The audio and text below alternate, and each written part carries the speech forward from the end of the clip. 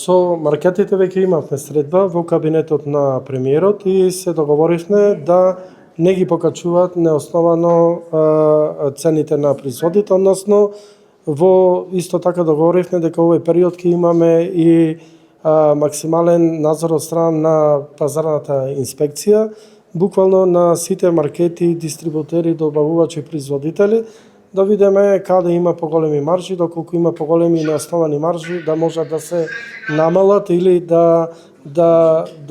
бидат на исто ниво со цел да не се зголемуваат цените, а со тоа да го заштитиме стандардот на граѓаните. Да напоменам и тоа дека Македонија има најниски цени на Балканот и во Европа, тоа го кажа и Евростат, меѓутоа се уште има простор да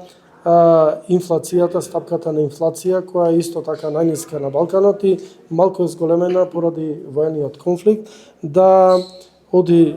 надолу доколку сето тоа добро се изменаџира, бидејќи наредната недела веќе има најава за состанок со увозниците и дистрибутерите на бар оние основни прехранбени производи кои што се дистрибуираат во маркетите, се потребни за едно просечно македонско семејство. Значи очекувате можно и намалување на Па очекуваме да инфлацијата да ја, ако нормално воениот конфликт заврши, енергенсите веќе цената на енергенсите се нормализира, очекуваме да инфлацијата ја доведеме на едно пригодно ниво 3%.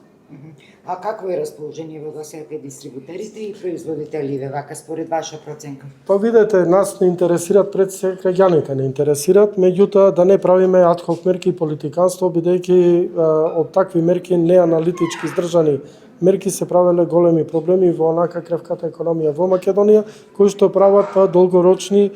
негативни последици за Македонија и на крајот сето тоа го плаќаат граѓаните. Меѓутоа, пак да напоменам, секош ни се главен приоритет граѓаните и заштита на нивниот животен стандард. Се ќе направиме како влада и Министерство за економија и труд да го заштитиме стандардот на граѓаните во овие тешки економски услови и светска криза.